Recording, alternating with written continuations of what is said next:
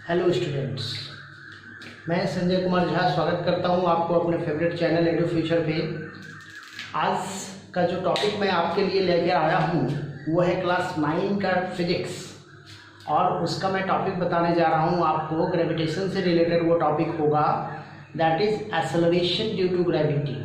Actually में इसके पहले का जो मैंने टॉपिक था उसमें इसके पहले का जो मैंने पार्ट है वो डील कर दिया है आपको। इवन इससे रिलेटेड हम लोगों ने कुछ न्यूमेरिकल्स भी सॉल्व कर लिया है, तो मुझे ऐसा है कि वो सारा टॉपिक आपका क्लियर होगा। तो आज हम लोग इस टॉपिक पे बात करने जा रहे हैं, एक्सेलरेशन ड्यू टू ग्रेविटी।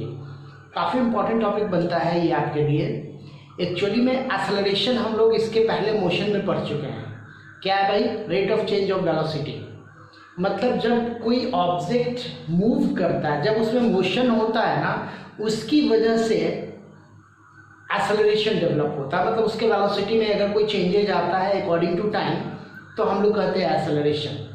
तो इस चीज़ को समझने के लिए आपको समझना पड़ेगा कि मान लो ये अर्थ है, ओके, और कोई ऑब्जेक्ट m मास का इस अर्थ के टुवार्ड्स मूव कर रहा है। जैसे हम लोग कहते हैं फ्रीली फॉलिंग बॉडी। देखो, फ्रीली फॉलिंग बॉडी का कॉन्सेप्ट जो है ना वो गैलीलियो के द्वारा दिया गया था।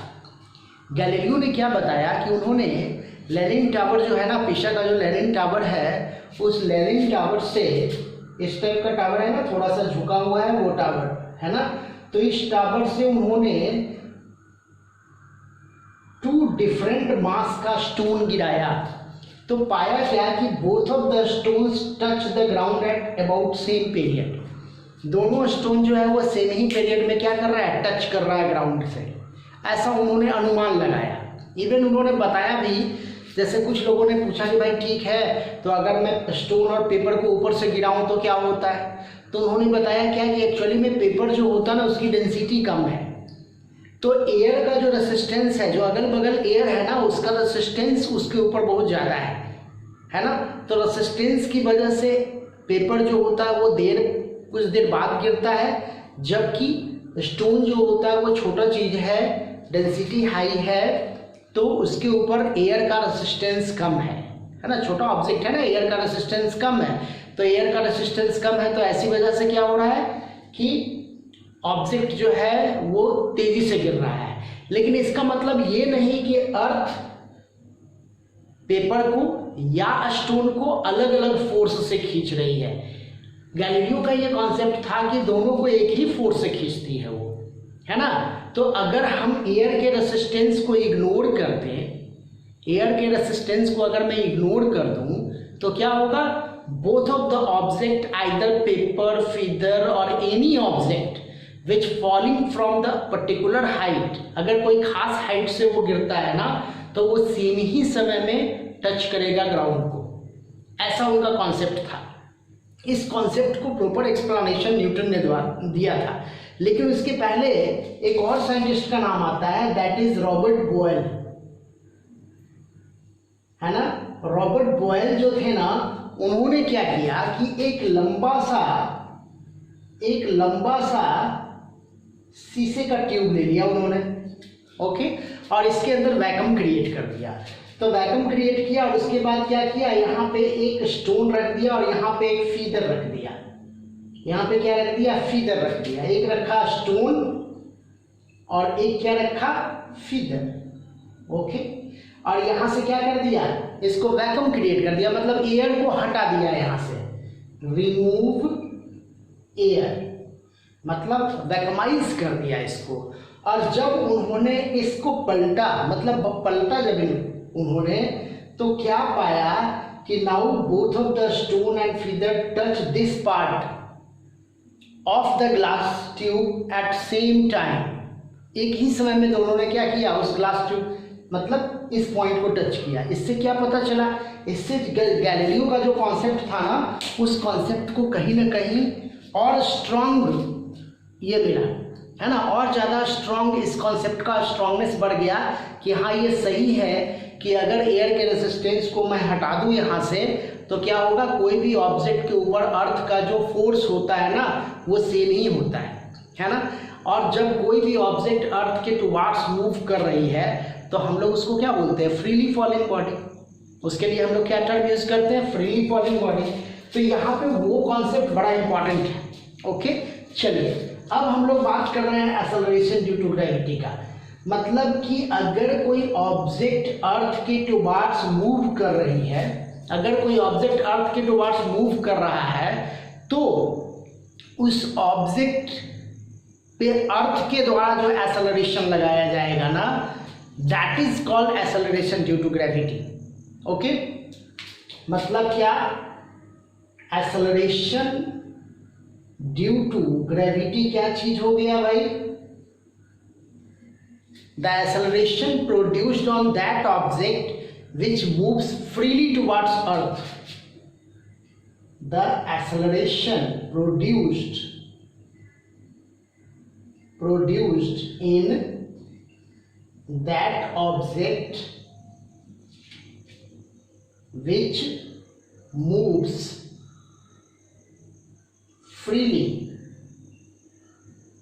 towards earth, है ना। अर्थ के टुवार्ड्स जब कोई ऑब्जेक्ट फ्रीली मूव करता है तो उस पर जो एक्सेलरेशन डेवलप होता है ना, that is called acceleration due to gravity. अब अगर हम लोग इसका वैल्यू निकालें तो क्या होगा, आप देखो, if mass of the body मैं ले लूं क्या भाई, तो m, ओके, और मास ऑफ अर्थ हम लोग क्या ले लेते हैं, that is capital M। Mass of earth को कैपिटल M ले लेते हैं। रेडियस ऑफ अर्थ हम लोग ले लेते हैं, दैट इज R। ओके, तब देखिए तो फोर्स जो होगा F फिजिकल टू क्या हो जाएगा, G capital M small m by क्या, R², ऐसा होगा। ठीक है, अब देखो ये तो कौन सा फोर्स हो गया, ग्रेविटेशनल फोर्स हो गया। ये मेरा फोर्स कैसा फोर्स है, ग्रेविटेशनल फोर्स है। अब देखो एक और फोर्स है जो अर्थ के टुवार्ड्स उस ऑब्जेक्ट को मूव कर रहा है, that is m into A. ये भी तो एक फोर्स है, mass of body by acceleration due to gravity. अब देखो यहाँ पे क्या होगा, ये 1 हो गया, ये मेरा 2 हो गया, यहाँ पे क्या हो गया, F इज इक्वल टू, इसको मैं F डैश कर दूं या, है ना, तो क्या हो जाएगा, GMM by R² is equal to क्या, M इंटू ए, ऐसा हो जाएगा। Now this M and this M is cancel, तो A बराबर क्या हो जाएगा, GM बाई R²। अब चूंकि ये A क्या है, एक्सेलरेशन है, कैसा एक्सेलरेशन है, ड्यू टू ग्रेविटी, तो मैं यहां लिखता हूं here A is acceleration due to क्या है, ग्रेविटी है। A क्या है, एक्सेलरेशन ड्यू टू ग्रेविटी है। तो जब A acceleration due to gravity है, देन हम क्या लिखेंगे, A is equal to G, उसको स्मॉल g से रिप्रेजेंट करते हैं, बराबर क्या हो जाएगा, GM by R²। This is the main equation of acceleration due to gravity. ये एक्सेलरेशन ड्यू टू ग्रेविटी का मेन इक्वेशन है आपका। ठीक, तो जहां G क्या है, universal gravitational constant, here G is what, universal gravitational constant. M क्या है, मास ऑफ अर्थ है, और R क्या है, रेडियस ऑफ अर्थ। समझ में आ रही है बात? तो ये पैरामीटर्स हैं इस पूरे सिस्टम के। अगर हम इसको निकालें, इसकी वैल्यू को अगर मैं निकालूं तो देखिए क्या होगा। ये तो आपने लिख लिया होगा, अगर आपने नहीं लिखा है तो आप स्क्रीनशॉट ले लो। चलिए आगे बढ़ते हैं हम लोग। अब देखिए, अब इम्पॉर्टेंट बात यह है कि एक्सेलरेशन ड्यू टू ग्रेविटी जो होता है वो किस फैक्टर पे डिपेंड करता है, जरा ध्यान देना। देखो ये कांस्टेंट है ना, ये क्या है, कांस्टेंट है ना। तो मैंने बताया था ना कि कांस्टेंट को लगाते हैं, कांस्टेंट को लगाते हैं तो प्रोपोर्शनल इक्वल हो जाता है। जब कांस्टेंट को हटाएंगे तो प्रोपोर्शनल क्या हो जाएगा, सॉरी इक्वल क्या हो जाएगा, प्रोपोर्शनल हो जाएगा। मतलब ये G जो होगा वो डायरेक्टली प्रोपोर्शनल टू होगा M के, this is capital M here, and this g is inversely proportional to क्या, r स्क्वायर के। अब देखो ये m क्या था, ये m क्या था, मास ऑफ अर्थ है, और r क्या है, ये आपका क्या था, रेडियस ऑफ अर्थ है। अब जरा बात को समझना है आपको कि क्या g का वैल्यू डिफरेंट मास के ऑब्जेक्ट पे डिपेंड कर रहा है। मैथमेटिकली हम देखें तो नहीं कर रहा है। अगर मान लो मैं यहाँ से किसी पर्टिकुलर हाइट से मान लो मैं 1 kg के ऑब्जेक्ट को या 2 kg के ऑब्जेक्ट को मैं गिराता हूँ, तो दोनों का एक्सेलरेशन ड्यू टू ग्रेविटी क्या होगा, सेम ही होगा, क्योंकि मास जो है वो कैंसिल हो चुका था ना। ऑब्जेक्ट के मास पे acceleration due to gravity depend नहीं करता है। मतलब मान लो मैं एक छत पे चला जाऊं या एक पर्टिकुलर हाइट पे चला जाऊं, वहां से मैं हाथी को गिराऊं या फिर पंख को गिराऊं, मतलब क्या कि फीदर्स को गिराऊं, तो दोनों पे acceleration due to gravity same ही लगने जा रहा है। बॉडी के मास पे acceleration due to gravity depend नहीं करता है। ये बहुत ही इम्पॉर्टेंट बात है इसका। ओके, वो किस पे डिपेंड करता है, तो वो डिपेंड कर रहा है मास ऑफ अर्थ पे, वो डिपेंड कर रहा है रेडियस ऑफ अर्थ पे, और भी कुछ फैक्टर्स हैं उसके ऊपर ये डिपेंड करता है। उसकी बात हम लोग अगले वीडियो में कर लेंगे, लेकिन फिलहाल आपको यही देखना है। अब अगला इंपॉर्टेंट बात क्या है कि हम लोग इसको निकाल सकते हैं फॉर द अर्थ। अब देखिए अर्थ के लिए वैल्यू क्या होगा, देखो तो g इज इक्वल टू क्या हो गया, gm/r²। अब बताओ मुझे g का वैल्यू कितना होता है, तो g का वैल्यू कितना होता है, 6.67 into 10 to the power -11 newton metre square kg inverse 2, ये होता है ना। वहीं पे अगर हम मास ऑफ अर्थ देखें तो कितना होता है, that is 6 into 10 to the power 24 kg, और रेडियस ऑफ अर्थ क्या होता है, 6.4 into 10 to the power 6 metre.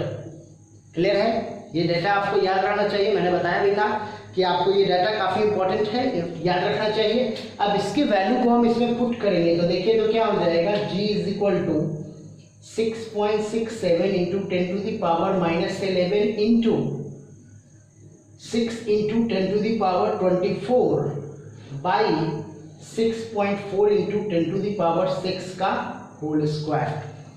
Clear है। अब आप इसको कैलकुलेट करो, जब आप इसको प्रॉपरली कैलकुलेट करोगे ना तो आपको ये वैल्यू आएगा 9.8 मीटर पर सेकेंड स्क्वायर। लगभग ये वैल्यू इतना आएगा, 9.7 भी, 9.7 कुछ आ सकता है, बट ऑलमोस्ट ये वैल्यू आपको इतना ही आएगा। तो इससे क्या पता चल रहा है कि एक्सेलरेशन ड्यू टू ग्रेविटी आप पहले से भी जानते होंगे कि उसका वैल्यू क्या होता है, यही होता है अर्थ के लिए, है ना। अर्थ के लिए वैल्यू क्या होता है, 9.8 मीटर पर सेकेंड स्क्वायर। क्लियर है बात, समझ में आ गई बात आपको।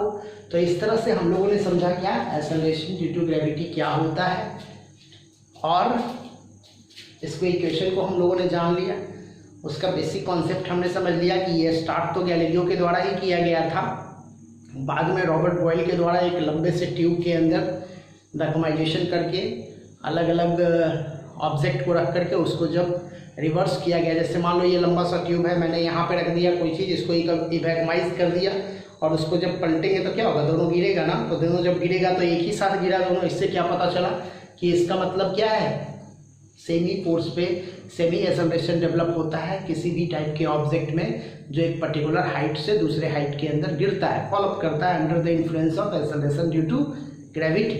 ओके, तो ये बातें बताई गई इस पूरे सीक्वेंस में, और हमने अर्थ के लिए इसका वैल्यू भी निकाल लिया कि सारे वैल्यू को हमने रख लिया। देखिए आपको इम्पोर्टेंट ये इक्वेशन है, बहुत ही इम्पोर्टेंट इक्वेशन है, आपको ये इक्वेशन एनी हाउ एकदम याद रखना पड़ेगा।